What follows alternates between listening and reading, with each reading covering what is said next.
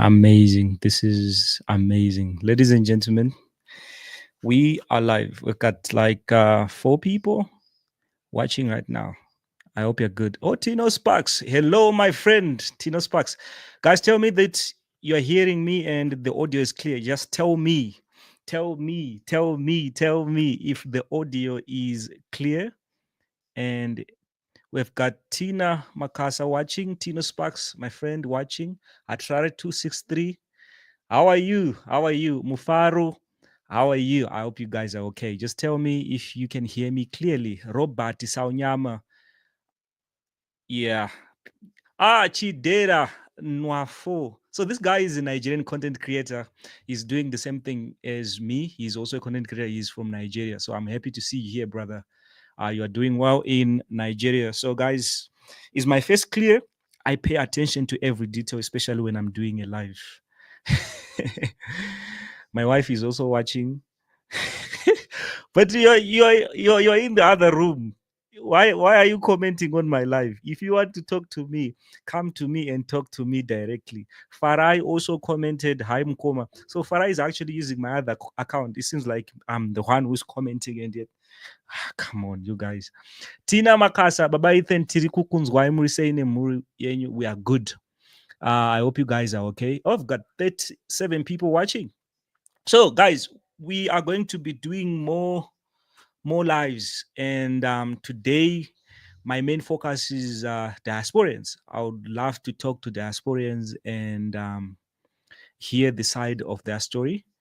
And some of them I can't interview them like they're not here in Zimbabwe. They're out there. So I would be happy to interview them here on live. I have so many questions. So I'm actually going to put a link here. So but anyone can join. Anyone can join and we can have a chat. We can have a chat. I feel like it's high time that Africans start doing live videos. Because at the end of the day, you have to like be everywhere, you know. So this is one of the ways that I can actually talk to you guys. I hope you guys are okay. And I know most of you watch my videos. You're so into business. You're so into investing back in Africa. Even those who are in Africa. You know, most of the time when I meet people in town, they say, "Oh, Biriot, I watch your content." Right away, I can tell that this person is trying by all means to make things happen, or they are already making things happen because my content mainly people who are into business, who want to invest, who are looking for new ideas, always watch my content. So I hope you guys are okay. Audrey, Poultry Farm. Hi, how are you, Audrey? Hi, Mr. Kevin. Thank you for taking my idea of mega content. Thank you. I'll say thank you to you. So I'm trying, I want to, so here's a link. Here's a link for those who want to join. Well, I've got 50 people. So here's the thing. My idea now is that I want to push this whole thing to the extent that we've got like 1,000 people watching. It's possible. So my son is here. Hi. Eh? So guys, here, there's a link there. And for those who want to join, that's a link. But you can click it in the comment section below. Love Mo Maushe, hey in UK. That's my wife there. Her hand. I don't know why she's doing that. Hey in UK, Kent, South London, Fonand Pindur. So here's the thing. There's a link there, and then you can join the live. You can actually join the live. Tauya, hi bro. How are you, Tauya? How are you? Kuda Kwasha, hi say Kelvin. How are you, Kuda? I hope you guys are okay. Oh, we've got people now. We've got people now. This is going to be interesting. Hey guys, thank you so much for watching. You guys should just go over there. You guys should go over there. This is serious business. So we have got. How are you? I hope you're good. Hi. Hello. I can't. Hi, Biriot, you okay? Yeah, I'm good Can you hear now. me? Now I can hear you. Now I can hear you loud and clear. How are you? Hello. Hello. Hello, can you hear me? Yes, I can hear you. So I what hope was you're good. happening is my YouTube was still playing, so I had feedback from the YouTube that was coming through. So I had to go and close the YouTube so that I can come back to this one. Yeah, Now you can hear me proper. yeah, it's no problem. Yeah, you all right?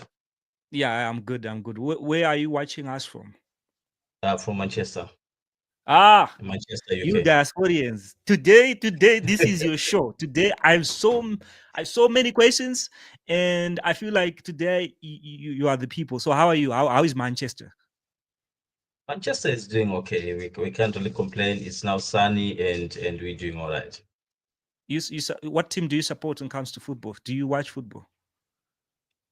I used to support Manchester United, but bottom that it's heartbreaks all over. So we stopped watching football. We are now just following headlines from Google, whatsoever that have been played. That's it. So we are no longer football fans. Okay, okay. Utofane bipitira wanawadikini bore. Okay, I understand. So we've got Chief in the studio. Don't worry, Chief. I'm actually going to aid you soon. So my brother, do you have like investments back home? Not really that I can Yeah. say I've got investments back on, but it's something that is in the pipeline. It's something that I'm really working on. We are Uh-huh. just newbies in diaspora, probably just Uh-huh. a couple of years old, but we are really keen to come back home, and we are working out something that so that when you come back home, you've got a bit of some proper landing. That's I think Uh-huh. somebody that's it. Okay. How long Yeah, have you been how long have you been there? let's just say 2 years. 2 years. Yeah. Oh, okay. How's everything? Is it hard there? Because like when people are in Zimbabwe here, we say that the opportunities are there. Are there opportunities there, and how's life and how's everything there? It's not easy. You don't pick money in the streets here, boss. It's different from Zimbabwe. So to be honest, I can't really say it's easy doing here. Uh, Mm. for everything to be easy, if you are here in Mhm. diaspora, you have to work. You have to work 9 to 5. No, no, no, there's no excuse. 9 to 5 plus overtime, so that you can connect all the dots. So it's not Mm. easy. I would say I was working when I was in Zim and in the corporate. Uh, One thing I can tell you is Tantaka Garabok, Zimbabwe. When you come here, it's a different story. You have to grind, you have to give results. People you have Mm. to. So I can't. What I can summarize it is you have to work hard for things to be okay for you. For things to be okay for you. Do you Yeah, see yourself coming back in Zimbabwe full time? definitely, definitely. I would love to come back to Zimbabwe full time. I just miss the social aspect of me being back home and it's a lot of things that you still miss. I know it's just about 2 years and I still got a vivid memory of how things were going when I was back in Zim and I still really yearn for these things. But one thing I can tell you is when I'm looking at my life and what I want to achieve in the next few years, Yeah, I see my goals and my visions coming to life in Zimbabwe, not here. not in the UK. No, no, no, not here. Okay, I want to add some people. We've got Chief. We've got Maushe also. Um, Chief, how are you? Hello, you. I can't hear you. I can't hear you proper. Hello. I can't. Chief, I can't hear you. Okay, let me try to fix Chief's mic. So, Chief, here's the thing. You have to unmute yourself. Your mic, Chief. If you can hear me, you Yes, have to yeah, yeah. Now, exactly. You yes. see? Okay, There fine. you go. Hi, how are you? I'm doing well, my brother. How are you? I'm good. Are you in the diaspora? Yes, How's we are just everything? nah. All is a little bit awkward. We are just here over Limpopo. But the first thing that worries is the security over You than are anything. you are where?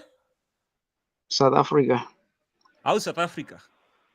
Nothing is good in this country. The thing So of security wise, yeah, that's the only challenge. someone I watched a video this morning, and there was someone who was saying that when you are staying in South Africa, the most person that you're supposed to be afraid of is your own people, a Zimbabwean. Is it true? It's not true. For me, everyone here is at risk with your neighbor. That's the challenge we have here.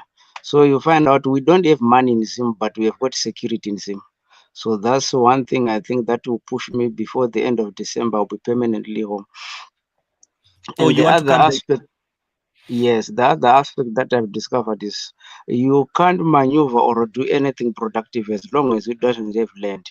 So the only thing is we are returning back to our ancestral land now. We have realized we have got the wealth that we have been laying idle. So we need to work on it. Now is the time.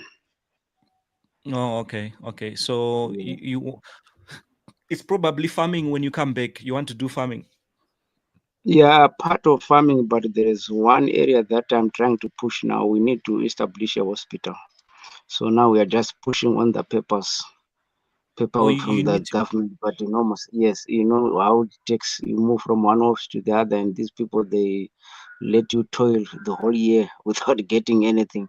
So we are just pushing for now. Oh, okay. So I wanted to ask, like, this aspect of establishing a hospital here in Zimbabwe, is it out of passion, or you see like the business side of it, and probably you've seen an opportunity and you want to take advantage of it? That's the aspect that I've seen the business side of it, because I've discovered that that one is a lucrative business and there's no competition as much as long as you are able to deliver. As you are able to, as long as you are able to deliver, that's it. Yes. Oh, okay, okay. So I want to add. So sorry, I want to add. Someone has been in the studio for some time. So Plason, is it? Don't go anywhere, Plason. I really, I have questions. Okay. So Maushe, hi. How are you? Oh, Hello. KV, how are you? I'm good. I hope you're How good. are you? Can you hear me? Yes, I can hear you I'm loud fine. and I'm clear. doing okay. So how's everything? Thank you. Where are you watching us from? Oh, Candy, Chatham, South London. Ah, okay, okay. So here's the thing that is happening. Like I can hear you proper, but I can't see your face like proper. So Ah, can you see me? yeah, it's glitching. It's probably network thing, but It's I can glitching. hear your voice. Yeah, it's glitching, but Ah, I can hear your voice loud and clear. So how's life there? How's everything? yeah. That's our initial name. No, I can't. I Is can't. it possible? No, it's not. It's not possible. Listen, you guys. I mean, as a content creator, I'm trying to go international here. We've got people from Kenya. With that is the same challenge that I've been facing in my WhatsApp group. I created a WhatsApp group for people, for farmers to actually connect with other people out there. My English is not that good, but I always try so that I can accommodate people from other countries who are watching my content. My content is not only for Zimbabweans. If I speak in Shona, I'm limiting myself, I'm limiting my brand. So I can't. I can't speak in Shona, and that's the thing. So Plason, so someone obey Gwitira actually said it is not hard everywhere. The diaspora is not for people that take shortcuts. Get an education, be a part of the system, then you will succeed. So obey, like is it possible for someone from Zimbabwe? How long does it take for someone to acquire education there? And after acquiring that education, um, does it take long for someone to find a job? Because here in Zimbabwe, you might finish your degree and spend like 3, 4, 5 years without finding a job. I want to know, is it like the same in the diaspora? Plus one, you can actually also answer that if possible. So what Obey is saying is diaspora is not hard. Is not Yeah. for people that take shortcuts. Yes. So what he's saying is okay, is correct, right? Because Uh-huh. everything is system. They've created a system that is efficient for what they want to achieve, right? Where he's saying get education, the part of the system, then you succeed, he is 100% correct. So you get education, you get into a system, right? What you are getting into is a system, right? So the question now is, do you want to be part of that system that you are getting into? So you are getting into a system to live. So the system has got its limitations on what you want to achieve. So the salaries or the rate has got caps in terms of you are in this salary band, you're in this rate. That depends with your education, that depends in the qualification that you have, or it depends with the type of work that you're doing. You fall in some part of a rate that it's either a tax band or it's what do you call it? It's your hourly rate or something else. So it's a system that you're falling into. So the question now is, do you want to be part of that system, right? And we also now need to understand is when Obey is talking about succeed, right? How do you define success on the personal level? You as an individual, do you feel like you have succeeded when you get to the certain level? So it comes with personal satisfaction and gratification that have I achieved what I want. So you can be, for example, in a 40% tax band, which means you're earning more than 50,000 a year. Are you satisfied with that? But one thing that I was saying is you need to work. I did not say it's not hard, it's hard, but I said in diaspora you need to work. You don't pick money in the streets. I think this is what I said. So you don't get, it's difficult for someone just to get a phone call to say, can I please get 10 pounds? And someone said, okay, I'm giving you 10 pounds now. It's different. That's why you see in Zim, it's actually easy to say, Sha, can I please have a 10, the candle 20, no corner, Canada ball? And someone would say, okay, that's fine. I've got an extra. You get that through your way, you get the 20. But down here, it's very difficult for just you pick up your phone, then you get to someone, say like, bro, I need 20 pounds. Can you sort me out or sort you later? And you get that. Yes, if you have got a very wider network, you can do that. But all the same, you need to get it back. There is no free money. There's no free money. I think I've summarized it well, that there is no free money. You did. So you did. You can get a job, you get the assurance that if you are someone who wants to work, you can get a job. So, but one thing that I want to say is before the month starts or before on date one, you've got bills that you need to pay, you've got debits, you've got everything. So you are looking into from day one up to your salary date, or you're counting the hours you've worked, you are looking into what is it? You're looking into your debits, how much. So you're starting from negative. If all your expenses are 1,000, so which means from day one, you've got fixed expenses of 1,000 pounds that you're looking for. So you are working, so your first 1,000 is going to the expenses. Then the next thing is you're working for food. The next is what's next, depending on your priority as a person. The next thing is clothing. The next thing is remittances and so forth. So that's how I've understood it. So I'm not trying to shy away people from coming to diaspora. We all have different reasons on why we are here, but I couldn't say like life is easy. You come here, you work. It's not really easy. You have to work overtime. You have to work night shift. You have to do that. So people don't have to assume that it's very easy. You need like what Walter is saying, discipline is utmost importance. That's what I would like to pick from there. So what I Discipline, think, discipline. exactly. Walter Piri, hi Kelvin, thank you for the topic. I see goals and discipline and more patience is what can shape your success overseas. integrity. I see. Like you have to be that person who have Yeah, integrity. I 100% agree with Walter. It's discipline, discipline, discipline. So you now need to, you as an individual, as a Yeah. person, what is it that you want to achieve? What is it that you are driving yourself into? What are your goals? Are they written down? What steps are you taking to achieve whatsoever that you want to achieve in your life? So with that, it structures your financial obligations. It structures how you want to work. So with such, I said I'm just 2 years here. In Zoom, I'm actually saying you can. I want to give you one example is Mm-hmm. in Zoom, you get off one week, you've got working in a corporate, you get sick for 1 week, right? You still got your full salary. Full salary is still coming. Here you are being paid per hour. So if I don't get to work for 1 week, I'm only going to get a sick leave, which is probably way less than what I was going, way less than what I'm supposed to earn when I was going to work. So which means it's just you just have to think like, am I really sick or not? Do I need to go and see the doctor, or I will be okay, or I need to take some paracetamol? You're now looking at the discipline aspect because it's something that have got a financial impact. I don't know if I'm making Yeah, a bit of some sense. But you are back home, making you can sense. actually go and get a sick note, then you get sick. You still got your full paycheck. It's still coming as is with benefits sometimes. So it's different. Yeah, you're not getting that. Okay. Yeah. So Irene Mlambo.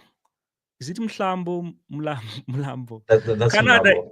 Mlambo, yeah. Canada in the house. Great to see young people addressing financial issues with clarity and truth. Honestly, I am learning. I'm also a student, and I'm happy you person are contributing. At the end of the day, we are here in Zimbabwe, Africa. We really need that exposure. So I'm really excited. So we have is it 6 cents? Yes, you can't get away with anything here, no shortcuts. Just positive energy. Even when we were in SA, the struggle was there. But looking at UK, USA, US, Europe, there is permanent residence option over time. With the right skills, you'll be successful. Oh, that's good. That's good. Diaspora is an advanced mental is Diaspora is an advanced mental prison. Diaspora is a graveyard in the glass house. Is that true? Maybe you guys are lying to us. World Connect is actually saying the opposite. Diaspora is an advanced mental prison. I think I can agree with him, but one thing that I want you to know is there are some conversations that you are not ready to have on a social platform. Is people who have migrated to these, right? We came Yeah. with different reasons. Some mentally they are not yet to tackle these issues on the social level or on such. Like what World Connect is saying is, if you have got a different view on how you want to achieve in the society, or if you have understood how the system works, so at some time you can actually see that, no man, this is not what I thought it was going to be. So people normally they start like I was saying, is they think you've come into diaspora, we are here to complain, or we are not grateful. We are really grateful. That's one. And two, to those who are saying progress yourself, and we are in the process of doing that. We are academically, we are progressing. And for example, where I'm talking from you with, it's a proper home PC, not a laptop, mainly designed like it's a home office because I am studying. I don't need a laptop. I need something that can make me go down to see like I'm just getting down into business. I'm studying. So we are in the pathway of trying to see like how can I change the situation that we have right now? How can I advance myself to be a better being? But all the same, we don't want to, we need to call a spade as is. In as much as we look for opportunities and everything, we need to call a spade and understand how the social life here and how the economy works. Okay. Mr. Walter, how are you? Hey, Kevin, it's good to see you, man. I'm good. I hope you're good yourself. No, I really want to appreciate the work you are doing, young man. The farming part of things, the farming part of things that you are doing, it's legendary. It's legendary. Keep it up. I wish, you know what? Guys, I know you have your topic, guys. It's a nice topic. Okay. We're talking about everything. But let me just say something, man. Let me just say something. Kelvin, your followership now is, I'm quite sure, I'm not really sure how much it is, but I'm quite sure it's big. And it's not, it's nice that you are in different platforms. And I wish, guys, you guys, the people like you, Kelvin, Kundai, Hope, and a number of guys who are doing content creation. I wish you could go out there, teach the youngsters, not just the youngsters, teach everyone, as much people as you can, about content creation. Guys, don't be stingy with information. Our country needs people who love their citizens. Our country needs people who want to share ideas. Because one man's your riches is not just for you alone. Remember, you've got family. So if it spread around, when someone dies in your family, it's not going to be you taking out money from your pocket. You understand? It's going to be everyone contributing for someone's burial. If it's going to be, if there's a birthday, it's going to be everyone contributing for someone's birthday. Not just like people looking at one person to say, we are waiting for this one, to talk in the family and to do something in the family. It's not good. So what I'm just saying that, guys, if you could go out on a very large scale outreach program and teach people about content creation, tell the truth, guys. Tell the truth, the benefits of content creation. Give people information. Yes. Okay. Yeah, you're right. So give people.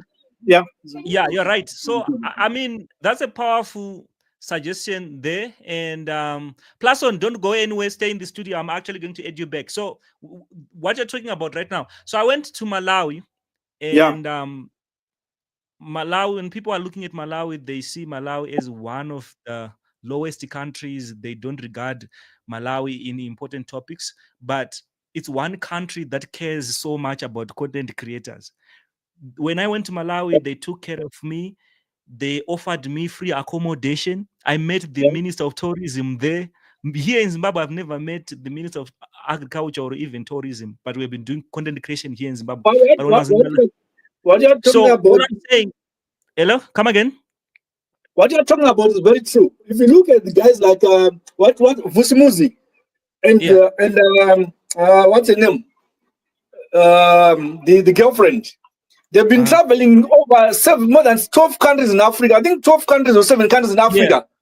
Yeah. These guys, if we look at it, I only saw Minister of Tourism now. I mean, not even our government. Not even our government have said anything about it. Look at those three guys in South Africa. What they did? They just traveled from to Cape Town, from Polokwane to Cape Town, and everyone was talking about them. Yeah. So that's the thing. That's the problem that we have here in Zimbabwe. We first want to see people being appreciated out there, and then we start saying that's our own. You see, because we have content creators like Kundai Chitima, we have content creators, a lot of content creators here in Zimbabwe. We have never seen them being appreciated for what they are doing here. For example, if you can give a good example of me and Kundai Chitima, we are content creators who have been voicing about farming, diasporians farming back here in Zimbabwe. If I'm to tell you the truth, my research, I feel like diasporians are the larger percent of people who are doing farming proper way here in Zimbabwe, and people don't even know. If you are talking a large scale farming, there are few people that I've interviewed that are doing large scale farming, and they are not diasporians. Diasporians, they are doing it big. When they're investing here in Zimbabwe in farming, they're investing a lot of money. And here it's really terrible. Irene Mlambo, Zimbabweans in the UK adapt to the system, but I struggle with the Zimbabwe's chaos, corruption, and mindset. I thrive here in the UK, where women benefit from from freedoms not available in Zimbabwe. Where are you watching us from, Mr. Walter? UK. Oh, UK. You just around. So you know that you know why people from diaspora are doing much better in farming. Yeah. Just yeah. It's because of the difficulties overseas. What happens is when you get overseas, that's when you start realizing the whole truth about overseas. It's like hand to mouth. You know you work. You have to show to get paid. You need to work. If you don't work per day, know that there's no money for that day. So even if you are sick, you go to work. Oh yeah. If that's what Preston was saying. The money has value. Yes, that's the trick. The money has value. No matter. So if you actually know that if you are going to work today from Monday to Friday, you actually know that you have made so much. Which means if you've got targets, you are working on your target, dealing with your targets. So it's tough. It's tough when you arrive, but as time goes by, things improve. Because you'll be able to clear whatever debts that you have. Slowly, you start having investing. But when you arrive, even people who have got businesses, who had businesses in Zimbabwe, when they left or wherever from any country, when they left going overseas, they actually regretted when they arrived. They said we made a mistake.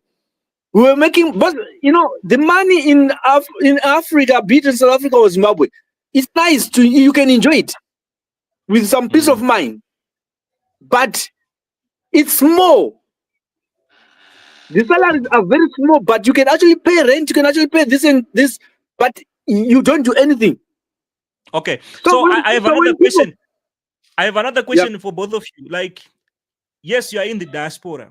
Is there room for you as an African there to actually open a business and the business thriving? Is there a possibility? You can. It's very possible, but the laws are there. So whatever you open a business, whatever you open it, you must know that when you make a blunder or a mistake, you are sued. You are in court, and you are going to pay someone.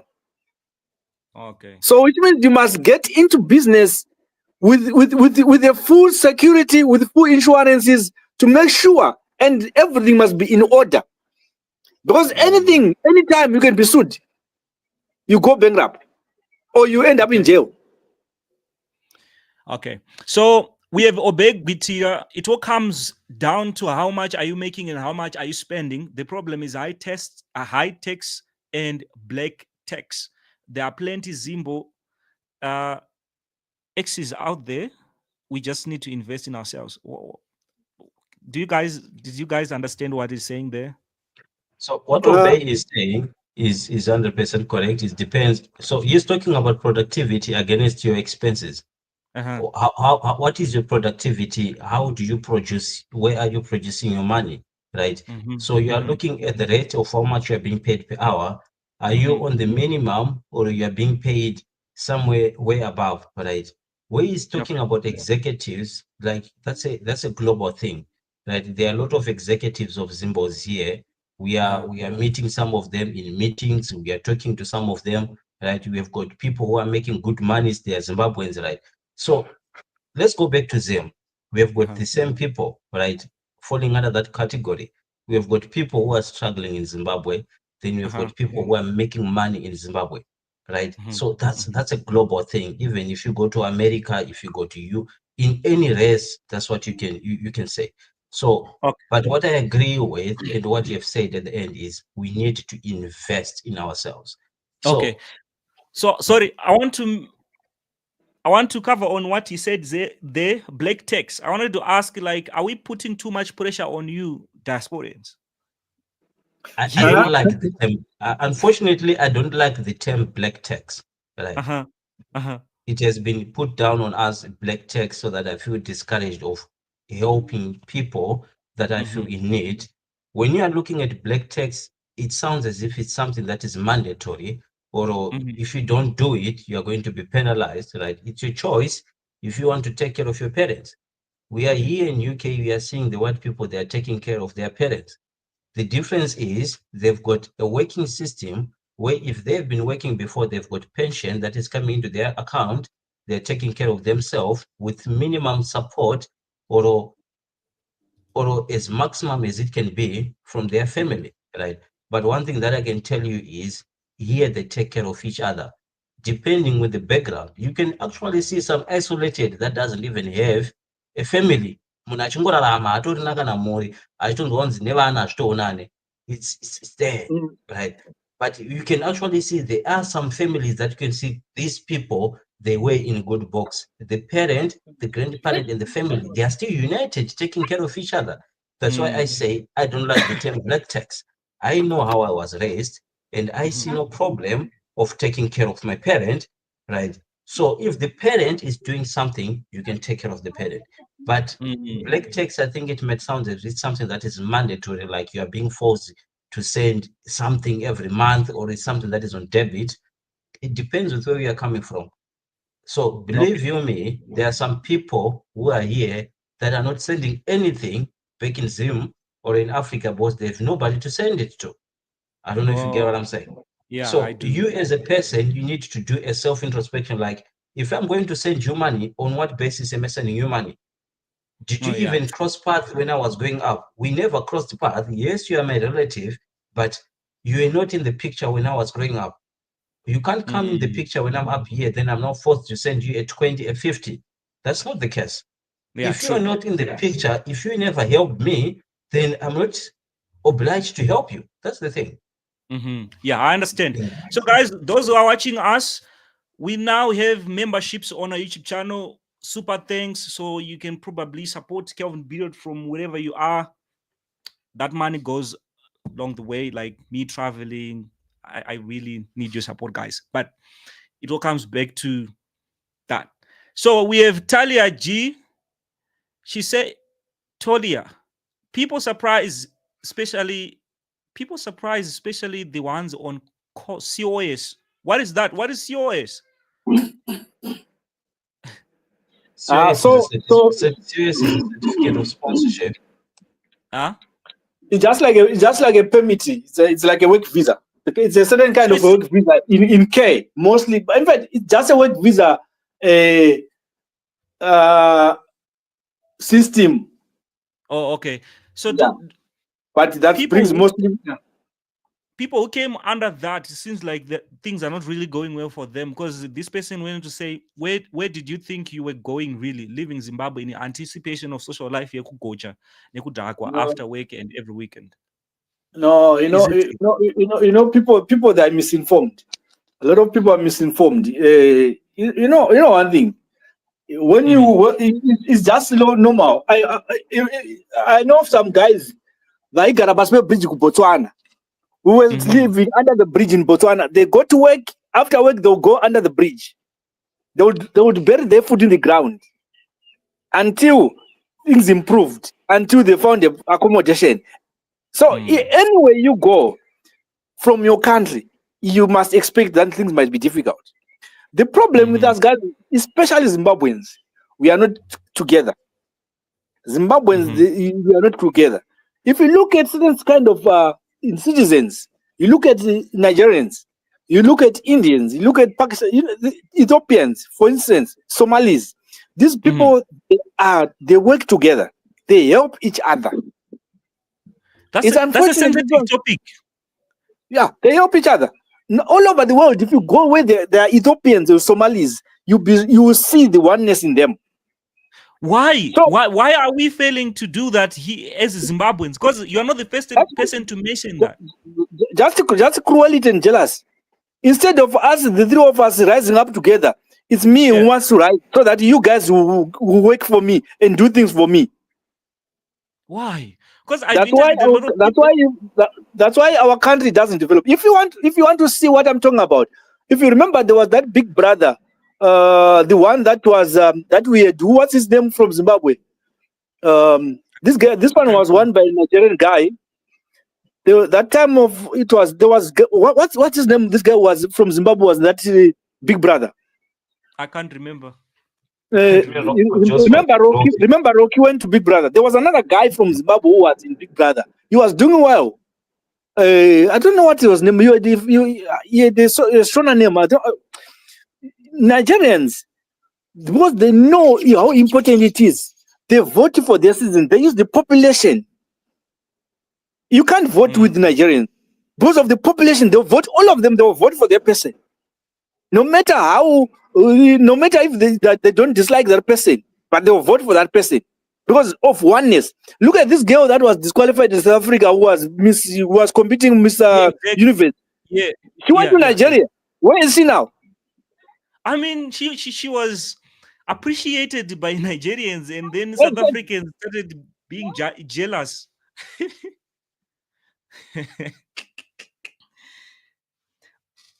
So, Mr. Walter, can you fix? Can you hear me? Yeah. No, I can hear you. No. That's what I'm saying. That is because they appreciate their own. They appreciate their own. Zimbabweans are I love my country. I love my people very much. But sometimes we shoot each other down. South Africa right now, in South Africa, in Botswana, everywhere we shoot each other down. You don't appreciate to see your own going up. True. You understand? True. So if we could do that, we could change. A country can develop when we love each other, when we care for each other. That's what develops. That's what can. So that's why I found out there's a lot of things that are on Google, like on Google, on YouTube. There's a lot of courses. The thing is that in overseas, we in Zimbabwe we train 4 years apprenticeship. Overseas doesn't even go to 4 years. It's less than 4 years. Yes, there's practical. But you can do a course for 1 hour. You pay £100 or you pay whatever, €100 for a course of 1 hour. Yeah, a course for 1 hour, and that certificate you get your job. Why do we spend? Then you go back to Zimbabwe. You do a course 3 months, 6 months, or 2 years. A course that can be done in a month, and you finish and you move on. That's why I find that there's a lot of people who have got masters, who have got PhDs, especially on the teacher side. We spend so much time in school, which is not necessary because of the system that we have. The curriculum needs to be changed because it's useless to be honest. Why do you spend 17 years in school? After that, after 17 years, you go to university. After university, you are still, when you get to a job of employment, you are told that you want experience. You become a junior. You take 10 years to become a senior. By the time you are 60 years, that's when you start saying, now you may start trying to enjoy life. But you are already old. You've got nothing to enjoy anymore. But now the only thing that you care about maybe your pair of shoes and your toothbrush. Yeah. We are spending so much time encouraging people to go to school. YouTube is full of education. Look at people like Elon Musk. If that guy has got the best mindset. That guy, if given today with this mindset, he can rule the world. If people are not jealous for him, he can. Look at Strive Masiwa. He came from far and he's trying to improve the youngsters, Africa-wise. So I think it's important sometimes to, instead of thinking about, there was a topic. You guys were talking about school. You were talking about going to, like I said, you need to have goals. What are your goals? When you went overseas, what are your goals? You know your goals. You know how things were. You know what you want in life. You know your target. Yeah. And it's not, and strategies. People don't tell them. Like I was saying, if you go to on internet right now, there are platforms like Reads, Indeed. These companies have got very short courses, 2-hour courses. That when you put that course on your CV, you go miles. You spend 6 years to get a certificate, a degree. After that, you go and look for a job. What's the point? So Yes, but if you give yourself 1 year to say I'm going to be doing short course, 1 year, it will be equivalent to a master's. So we are spending so much money in Zimbabwe going to school without anything that backs you up tomorrow when you go to pension. So I have another question. Like you said that in the diaspora there are no shortcuts, and There are no shortcuts, yes. Yeah, exactly. You work for it. Exactly, but when it comes to Africa, it seems there are like shortcuts. There are shortcuts. So the thing is that the system here, let me tell you, the system overseas, it's well knit to the extent that whatever money you get, they get it back. The taxes are there. They are very intact. The taxes are very intact. Whatever money you work for, they get it back. In everything that you are doing, there is tax. There's VAT, there's VAT, there's VAT. And if I tell you the bills alone, you are talking like someone who's paying £1,300 per month. If you can convert 1,300 per month to pounds, you are talking of how much? 1,000 is like 22,000 rands. And if you add 300 on top, you are like 26,000 rands. Someone is paying 26,000 rands per month for rent. but think what you can do with 26,000 rands in South Africa. You'll be a millionaire. Yeah, true. So the thing is very simple. I've just been looking. I've just been seeing things. I lived in South Africa before, so I want to tell you one thing. In South Africa, the majority of Zimbabweans, they are entrepreneurs. They work for themselves. They work for themselves. There's no jobs in South Africa there. If you want to go to work, you are going to be working a job that you are going to be maybe getting 2,000 rands per month, and you won't do anything with 2,000 rands per month. And there are no jobs in South Africa, because that jobs they are for their people. The South African government is doing a lot to accommodate foreigners, a lot, but the corruption is big. So if you look at it, when you go overseas now, there's no shortcut. There are no deals overseas. You need to plan. You need to work for it. You need to set up a budget for yourself. You need to be, like we call it self pruning, like what we do on trees or maize meal. Maize in the plant where you remove the green, all those leaves that are useless. You remove so that it grows. So you do what you call self pruning. That's like disciplining yourself. Say this normal, this normal, this normal, this normal. But the life is painful if you overspend in overseas. You have no place to stay. So the thing is, life is very difficult overseas, to be honest. It's very difficult. The conditions are not something that people feel happy when they are back home in Zimbabwe. You actually feel much. Unfortunately, the political system in Zimbabwe is bad. But if things were good in Zimbabwe, people still prefer to stay in Zimbabwe. Yeah. So, Mr. Praise, how are you? I hope you're good. Good. How are you, Kelvin? I am okay. So, what's your say on this whole situation where we are saying that our mindset as Zimbabweans is really wrong, especially when we are even out there in the diaspora? Because he's not the first one to actually even say that. Yeah. I've interviewed a lot of people, and some of them, they don't feel comfortable addressing it on social media, but behind the scenes you could see that they feel the pain that we have Nigerians, they are united, but when it comes to Zimbabweans, you barely see Zimbabweans supporting each other. Rather, you see them pulling each other down, even out there in the diaspora. Yeah. You find that that's very true. You find that it's like in our DNA, we have this pull down syndrome. It comes naturally with Zimbabweans especially. But on the other hand, I don't really want to blame it on Zimbabweans per se, but it's the system, Calvin. Like my brother there was explaining, like how the system in UK works as well. I'm also in UK. I saw you were with my friend there, Pearson. The challenge you find the system in UK, like the brother was saying, they set it up in a way that whatever salary you get, you pay your bills. Okay, it's a hand to mouth. You live okay, you drive a Porsche car, but it's a hand to mouth. You can't really save something if you're not really jacked up, or if you're not if you're unless you have got a partner, then you guys will be like one person is paying bills, then the other man maybe you're focusing on the project.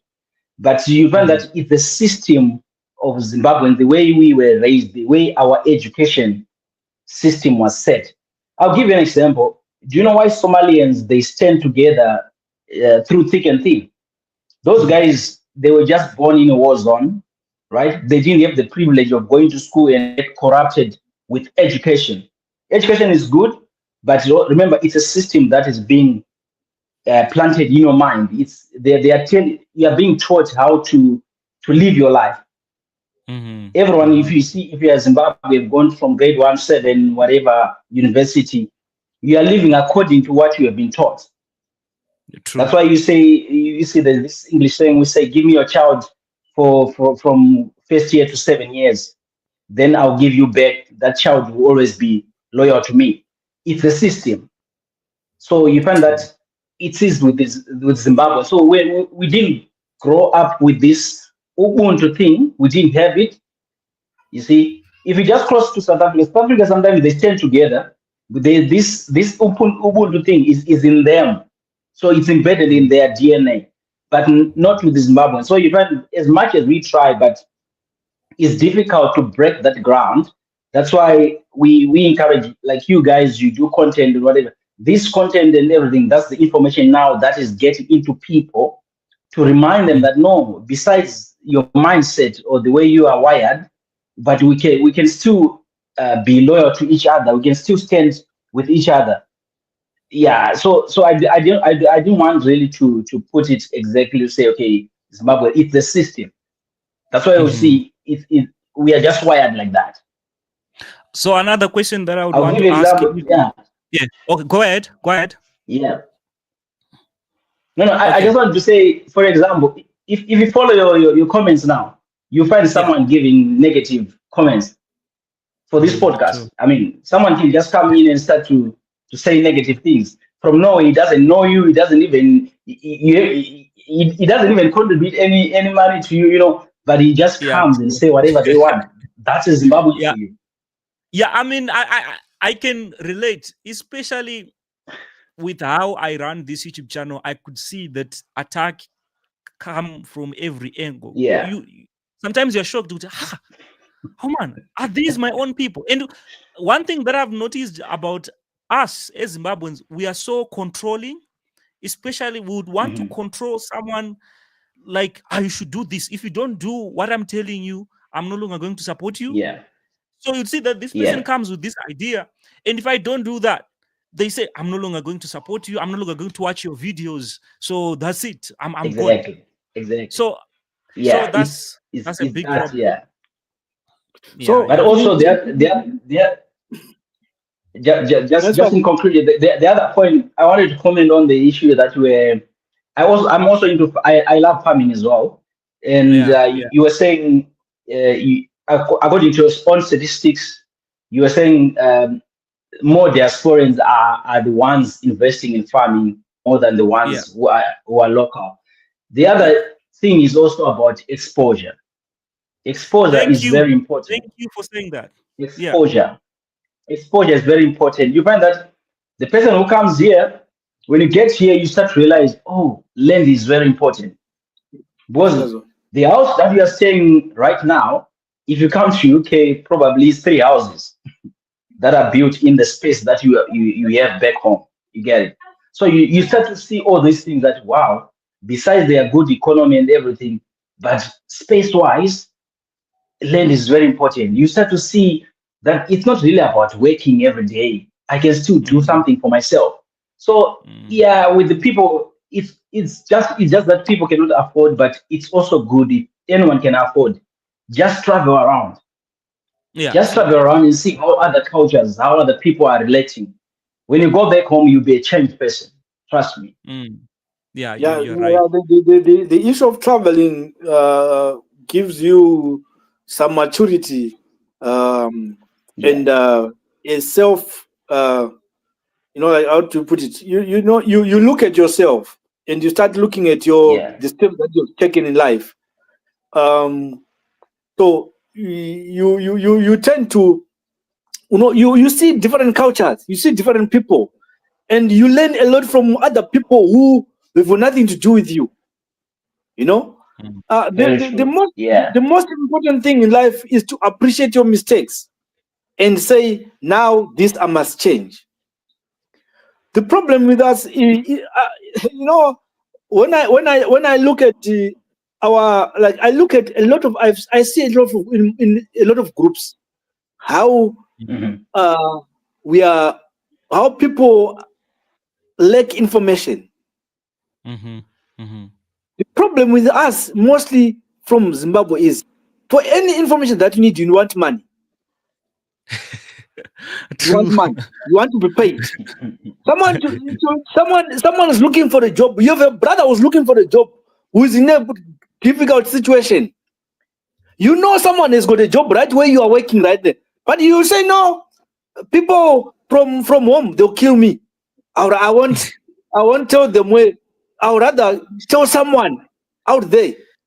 Until you get fired yourself, that's when you realize, oh, what about if you had brought someone in? You have got someone to work with. But you instead of the hatred that you have for your own brother, you are happy with him when you are drinking beer or smoking. You are happy with him when you do some things, but you don't like him working in the same place with you. But he's looking for a job, and there's space for someone at your work. Why not just tell someone the truth? People here, if I tell you,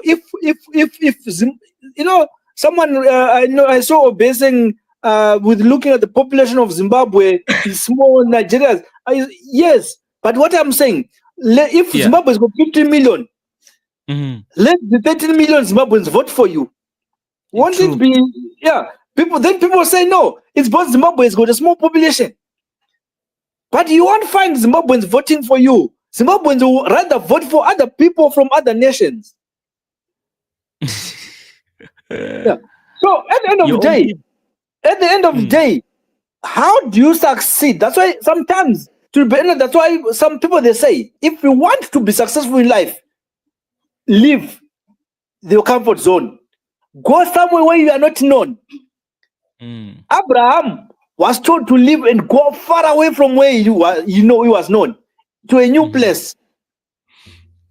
You see, it's like the Bible. The Bible is a good teacher. If you see the experiences of people in the Bible, it's the same experience that we are living today. And when you are stubborn, you say, I won't go to Rwanda because there is war. How are people in Rwanda living if there is war? Yes, there is war, but some people are living. Yes, there was war in Zimbabwe, but our mothers were getting pregnant at the time of war. How were they getting pregnant over the time of war if everyone was dying? So, and I have another question. When we are looking at businesses that are doing well for such a long time, they are family businesses. Maybe third generation is now benefiting from a business that was established by the great grandfather. And right now, what I'm seeing as a content creator, I've noticed that every diasporian now is trying by all means to avoid working with a relative. And yet, if you are looking at a bigger picture, if you really want the business to do well for a long time, you have to involve family so that it becomes like a family business. What's your opinion concerning this whole situation where diasporians are now avoiding working with relatives, family members? Kelvin, I want to tell you one thing. That's stupidity. That's stupidity. Selfish people do that. Let me be honest with you, Kelvin. I want to tell you one thing. What's his name was there? He was saying, here they take care of each other. I argue that. I don't agree with you. They don't take care of each other here. They don't take care of each other. The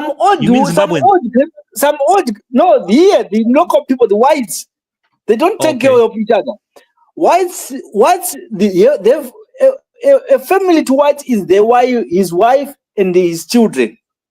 He's a husband, and that's family. Brothers and sisters, that's like, you know, life here is different. The thing is, when you get old, tomorrow you got no one to take care of you. That's the bigger picture. So why not? The problem with what causes someone to say, I don't want to work with Zimbabweans is you are helping your family in a wrong way.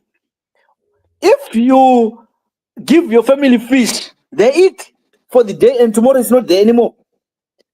Teach them how to fish. Teach them how to fish. Simple. Teach them how to fish. If you've got money, you know that, okay, if you want to help someone, what is that you want to help? Problem with someone who's got money is they want to tell you what to do. But to be honest, if something is not your talent, it's going to be a struggle.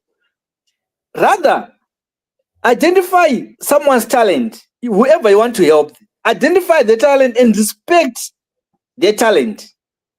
What is it they want to do in life? Okay, it's not about giving someone money every time. A family business is like you are going to start a family business. You are going to have a son. When you have a son, don't waste your time telling your son to go to school. When you've got a family business, from a young age, your son must start working in your business.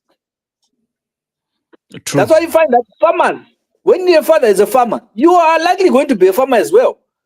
You know everything about farming because you work in the farm.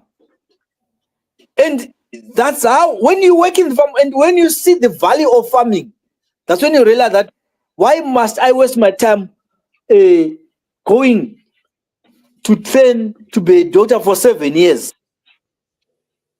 Yet, for 7 years, and live away from the farm, where I breathe free air, where I can eat birds, where I can touch, I can eat whatever, you know, a lot of things, healthy foods. Yes, So you can plus on say, I want to go. You can say, I want to be a doctor, it's good, yes. But mostly what I was saying is that a family business Kevin, I'm here. protects a lot of people. A family business protects your family, a lot of your family members. When someone is working, you must identify, okay, your brother is stealing, you is stealing from you. Okay, you know that he's stealing from you. Talk to him. What is that you want? Maybe he doesn't want to work with you. Maybe he's worked for you for too long. Maybe you're not paying him well. What causes someone to steal is you are not paying that person well. But you are going, Kelvin, when you come to a company, you see that, okay, this business is done this way. So this guy is paying me seven rand or $7. Sandra, I see you. You can see me. Sandra, yeah. So I wanted to ask Plason, what's your opinion on the issue of working with relatives? You guys are in the diaspora, but it seems like you are somehow trying to avoid working with relatives. What's the issue there? Sandra, I see you. Yeah, so I'm just going to give you a response on the first issue that you're talking about in terms of Zimbabweans working in harmony and sort of. So I want you to look at the education system. Mr. Otter, you stay in the studio. I'll come back. You stay in the studio, please. Yeah, we have Sandra also. Hi, how are you, Sandra? I'm good. I'm good. Yeah, I thought I'd just come in because this is a very interesting discussion, especially about business and working with relatives. I thought I'd just give my 2 cents. The other guy, what he was talking about, I partially agree with what he was saying. I, however, disagree with the bit that you have to, because when you're dealing with relatives, right? When it's a business, you need to learn that when you're doing business, it's business. Yeah. Oh, Sandra, your network is. And even if it's family, when you're doing business, it's time for business. It's not family time; it's business. Okay. Can you hear me?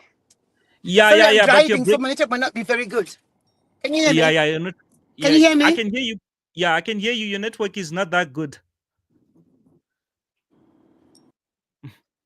Okay.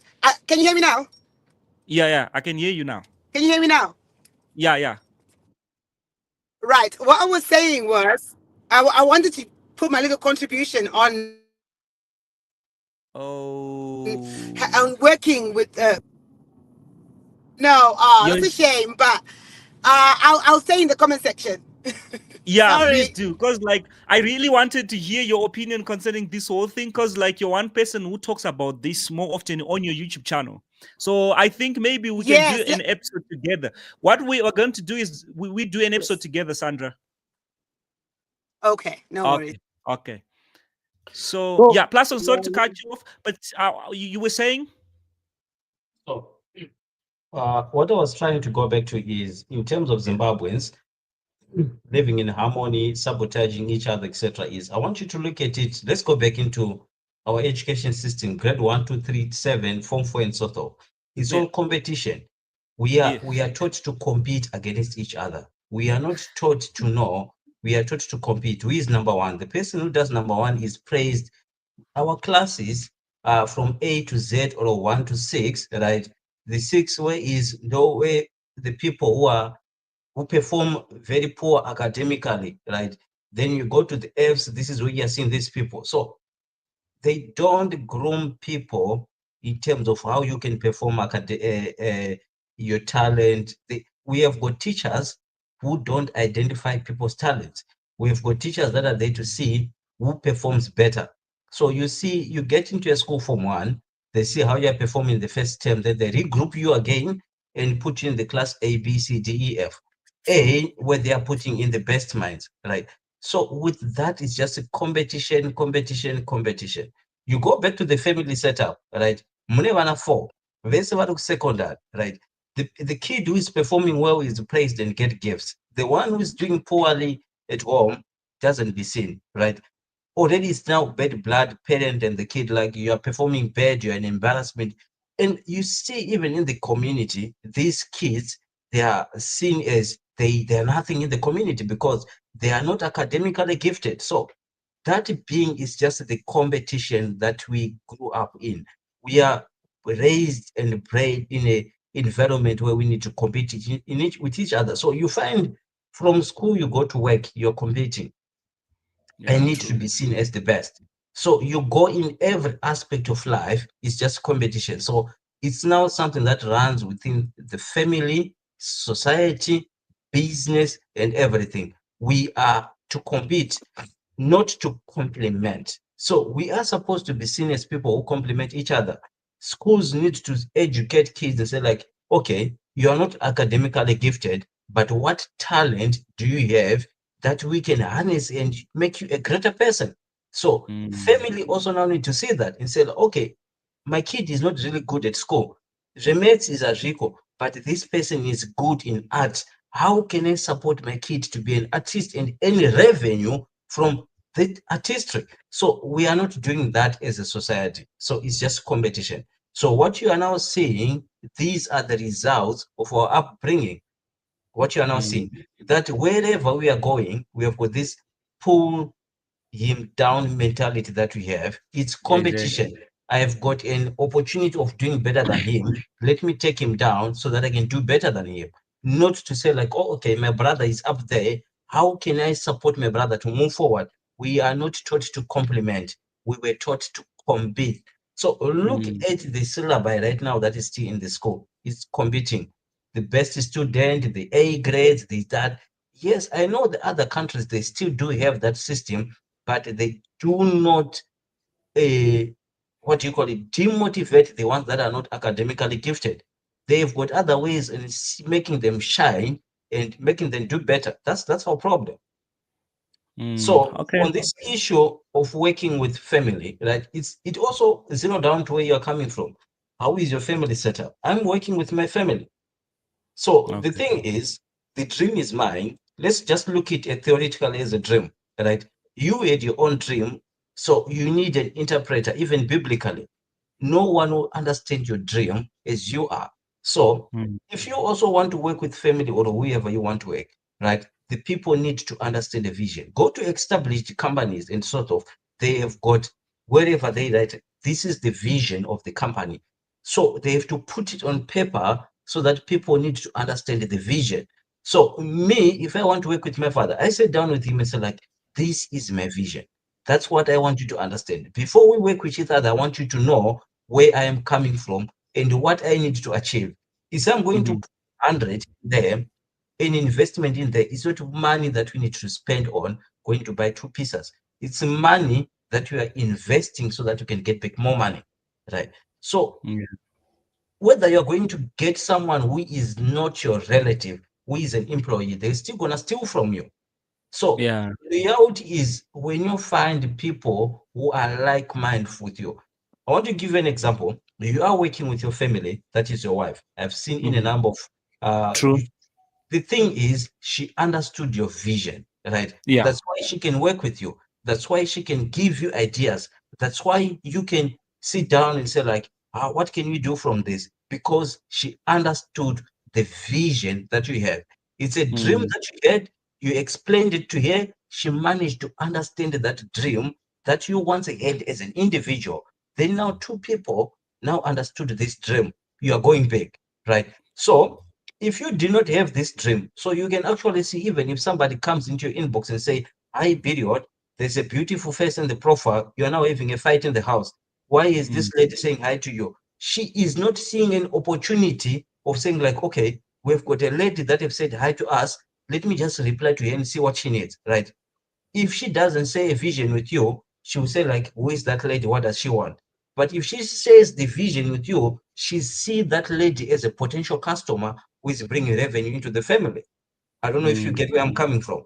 So you also need to identify like minds, even in the family, whatever you are doing. So necessarily, you just don't like it's not that you're going to get these people from the family. Some of them, they might be friends that you're going to see that are going to support you. Family might also not support you. Some might be jealous, but some might not understand your dream. If you have a vision and a dream that anyone can understand, which means you aren't gonna go far. But when you start seeing people saying like, I don't think this is doable, then you know I can do this. That's when you say like, if this person has to be part of what I'm going to do, I'll explain to them. I will impart the knowledge that I have. So the thing is, I'm now much into farming because that's where I'm going to see my life into.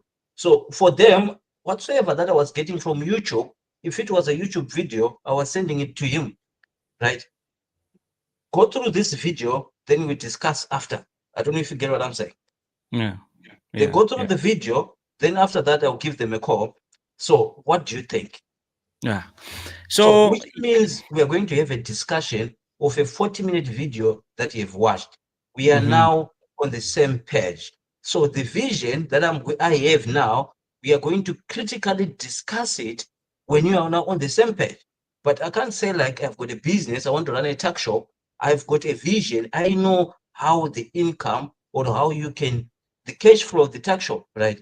But the person that I'm asking to manage that business doesn't have that understanding. I'm just giving someone the responsibility because they're my brother, but they don't have the vision. The money yavarikutora patio, right? To them, they are seeing 100% profit. They are not seeing that imwe mari ndiye ma supplier. Okay. I don't know if you get where I'm coming from. Yeah, what you are saying is true. It's very true. People, when they see you rising, especially those that are working for you, they will say, because you are succeeding well, so which means you must also raise our salaries. But they don't see the sweat that you go through, sleepless nights. They don't see the marketing strategy that you are putting in place, the running around that you are. They don't see the money that you are pushing out to make your business a success. Someone will say, no, you got $1 million today, so you must also give me this because of that. Which is wrong. Some people, sometimes when you have agreed to work for someone, especially family. Problem with families is that when you bring people for work, you're not bringing people who bring value to a company. You're bringing people that you want to use and pay less.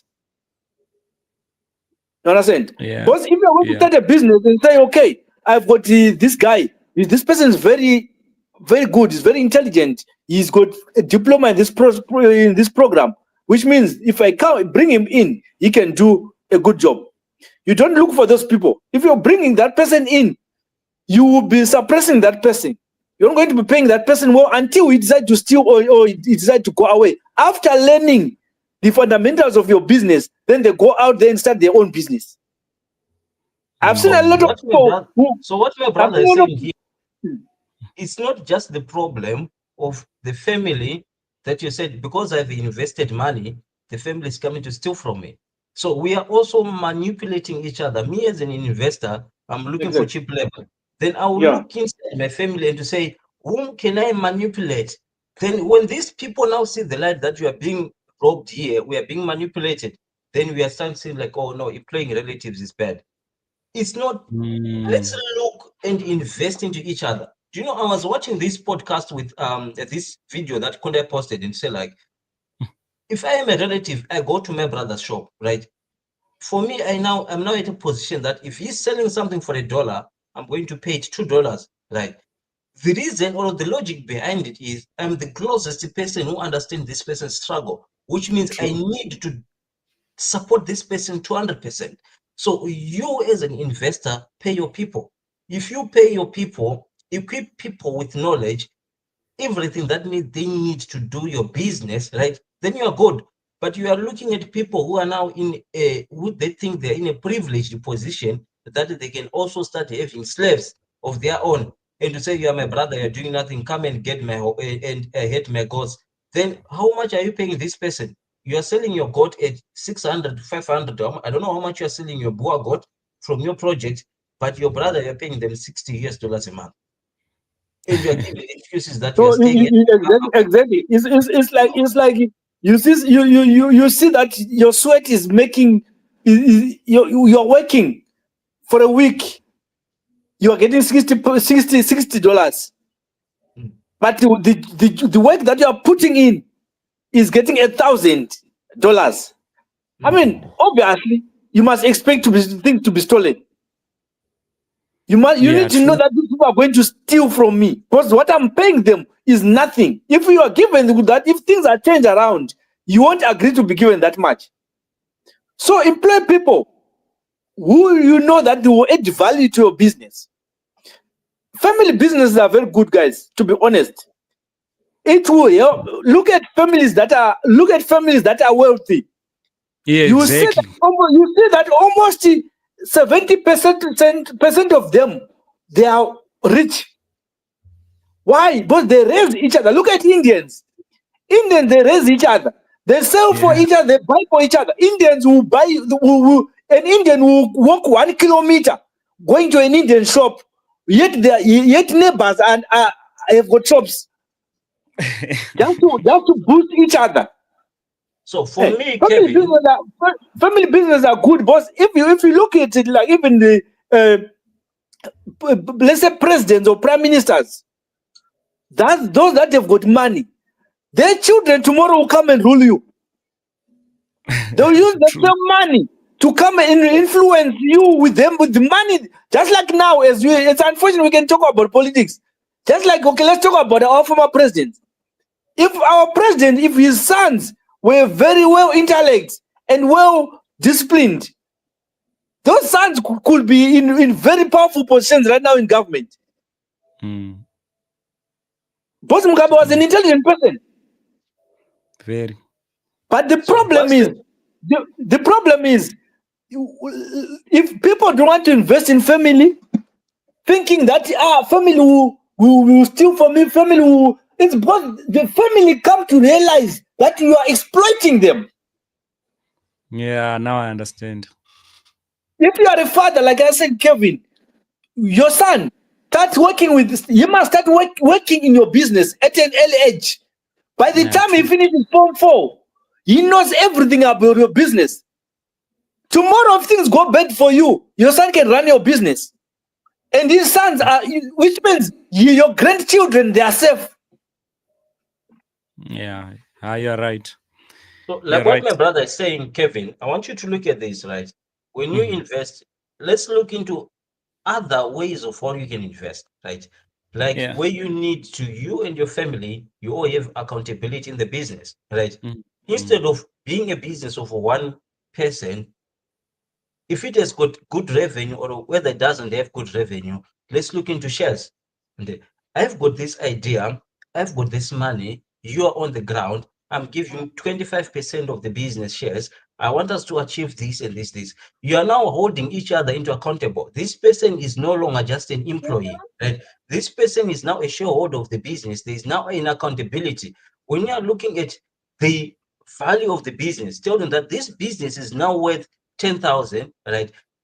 From this 10,000, you need to understand that you have got 2,500 worth of shares, right? From this business. So you are now looking at this person understanding this as the business grows from 10 to 20,000. I'm now moving from 2,500 to 5,000.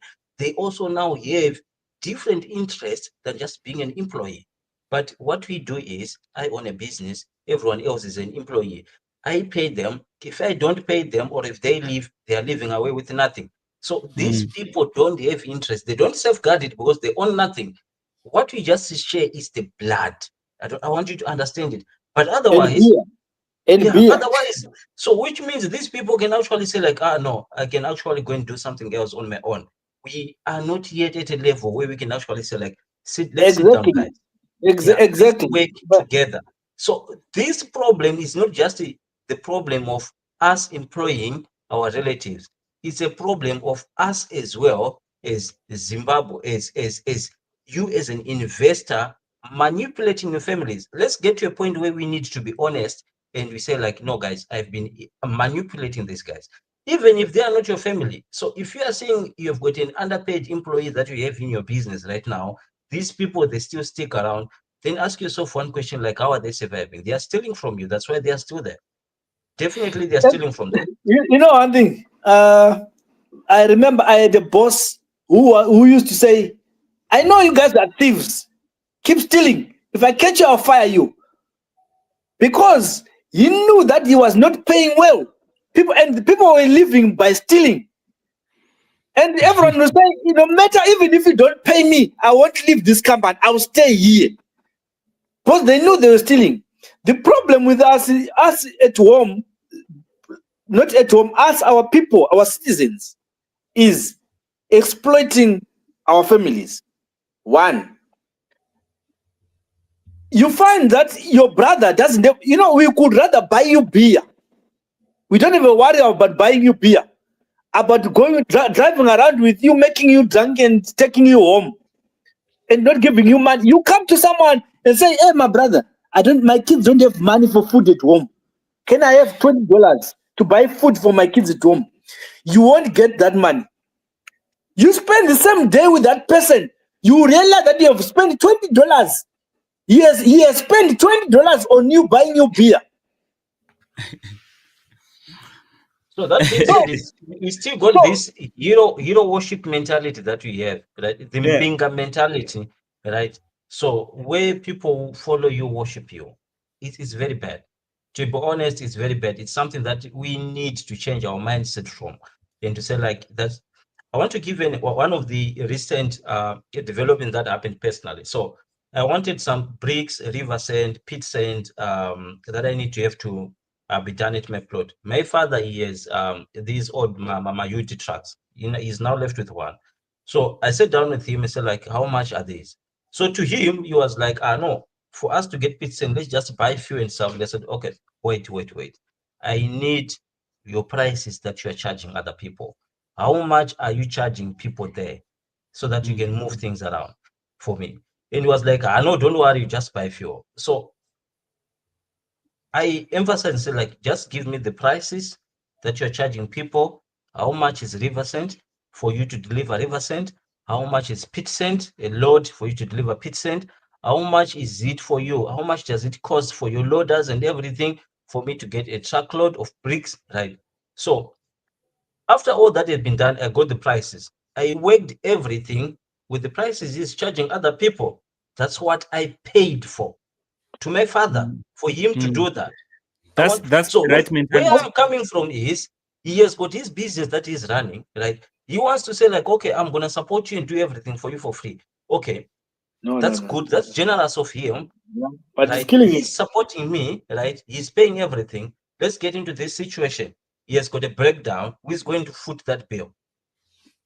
Yeah, good You know, question. you know what you're saying? I have a friend. He had a truck. Yeah. The whole family would take advantage of that truck. You go and carry pitch sand for someone, they won't pay Yeah. him. Do you see how we treat each other? They won't pay him, but they would rather that's pay the way. someone. You like you're saying, your father wanted to help you for free, but you said, boss, you value his business. He said, no. At the end of the day, this will come back to you, boss. When he's broke, you come to you and say, well, my son, things have gone bad. Are you going to fork out money to give him? No. So business must be business, yes, like what Sandra was saying. But at the end of the day, you need to look at, let's be fair.